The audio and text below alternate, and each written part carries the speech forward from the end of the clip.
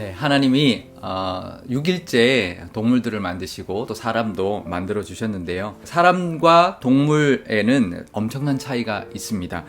왜냐하면 하나님이 사람을 만들 때는 하나님의 형상을 따라 모양대로 만들으셨다고 하셨거든요. 그것은 사람이 하나님의 형상을 따라서 만들었기 때문에 동물과는 완전히 다른 피조물로 만들어 주셨다라는 뜻입니다. 유전학자들이 원숭이로부터 사람이 진화되었다, 또 원숭이와 이런 다른 동물들과의 DNA를 조사를 해보면 큰 차이가 없다, 비슷하다라고 말을 하는데요. 비슷한 거와 같은 것은 차이가 있습니다. 왜냐하면 물질적으로는 똑같이 만들 수 있습니다. 심지어는 이웃 나라에서는 가짜 계란도 유통이 되는데 가짜 계란 만들 수 있습니다. 똑같은 성분으로 만들 수 있는데요. 근데 가짜 계란은 아무리 품는다고 해도 병아리가 나오지 않는 거죠. 이제 생명이 있느냐 없느냐에 따라서 무생물과 생물의 차이가 있습니다. 아무리 물질이 비슷하다고 비슷하게 만들어도 그것이 결국은 생명이 없으면 생명체가 될 수 없는 것과 마찬가지로요. 동물과 사람에게는 영이 있느냐 없느냐에 따라서 참 다릅니다. 서당계 3년이면 풍어를 읊는 것처럼 우리 교회에게 3년이면 예배를 드릴 수 있을까? 우리 그런 관점으로 본다면요. 아무리 교회에 오래 강아지가 있어도 예배를 드리는 것과는 다른 것이죠. 우리 영이 있다는 것은 뭔가를 숭배할 수 있는 존재다라는 것입니다. 그리고 유적들을 봐도 동물에 보면 그런 뭔가를 숭배하는 모습이 있거든요. 근데 동물은 아무리 오래돼도 뭔가를 숭배하진 않습니다. 신을 숭배하거나 신을 찾거나 하지 않는다는 거죠. 신방을 가보면 권사님 댁에 잘 훈련된 그런 강아지들이 있습니다. 그러면 우리 신방 드릴 때 어떤 가정에서는 찬송 부르듯이 이렇게 웅얼웅얼 그렇게 하기도 하고요. 또 기도할 때는 또 딱 엎드려서 기도하는 그런 모습이 있는데, 아무리 그렇게 훈련이 잘 돼 있어도 그 강아지가 정말 예배를 드릴까? 그것과는 전혀 다른 문제이죠. 사람과 동물의 차이는 하나님의 영이 있는 존재이냐 없는 존재이냐에 따라서 완전히 다른 DNA가 비슷하다, 그런 것과는 차원이 다른 그런 존재로 하나님이 만들어 주셨다라는 거죠. 그래서 사람과 동물은 완전히 다른 존재입니다.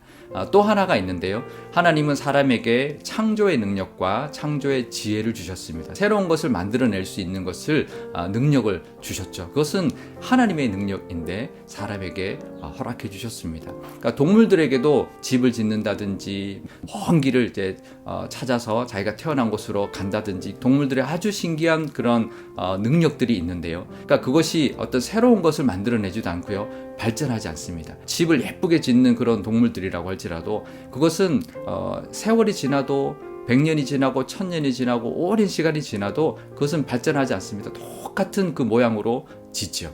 왜냐하면 그 하나님 주신 그냥 능력으로 그것을 감당하는 것이기 때문에. 그런데 사람은 그렇지 않습니다. 사람은 발전하고 아파트도 짓고 비행기도 만들고 우주선도 만들고 그런 발전할 수 있는 그런 지혜, 창조하는 지혜를 하나님이 주셨다라는 거죠.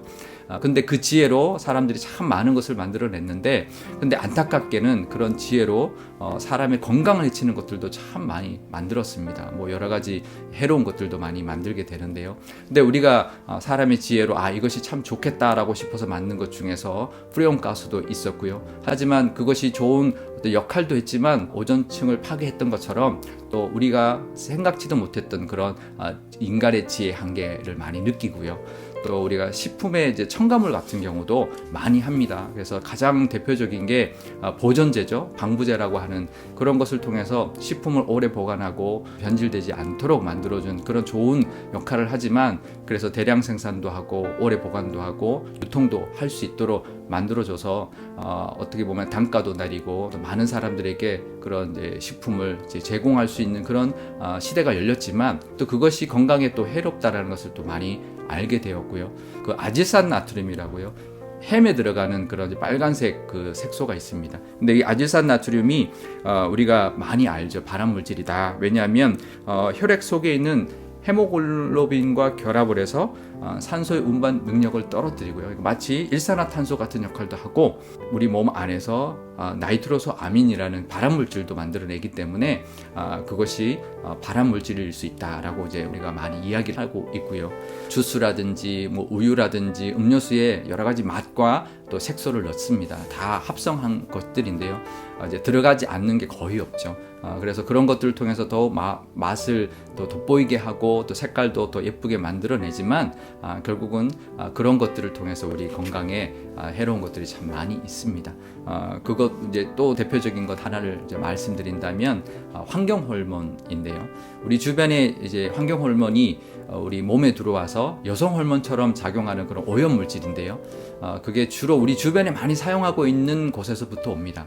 플라스틱에서 오고요, 농약에서도 오고요, 합성 세제, 우리가 뭐 주방 세제라든지 또 우리 또 그런 세탁 세제 이런 세제로서부터 오는 물질들이 우리 몸에 들어왔을 때에 그런 환경 호르몬으로 작용을 하거든요. 그래서 결국은 이런 우리 인간의 지혜로 만든 것 중에서는 또 건강을 해치는 그런 물질들도 참 많이 우리가 만들어냈다라는 것을 보면 참 안타까운데, 우리가 몸이 하나님의 성전이라고 하거든요. 하나님께서 우리 몸을 잘 관리하고 건강하게 유지하는 것도 하나님의 그 뜻을 잘 따라 사는 것이고, 자기가 건강한 것도 부모의 효도인 것처럼 건강을 관리하고 잘 관리하는 것도 하나님을 사랑하는 길이고요. 또 우리가 건강해야 이웃 사랑도 실천할 수 있기 때문에 하나님이 주신 지혜로 우리의 몸도 잘 관리하고 또 하나님의 사랑과 또 하나님의 은혜를 누리는 그런 우리가 되어야 할 것입니다.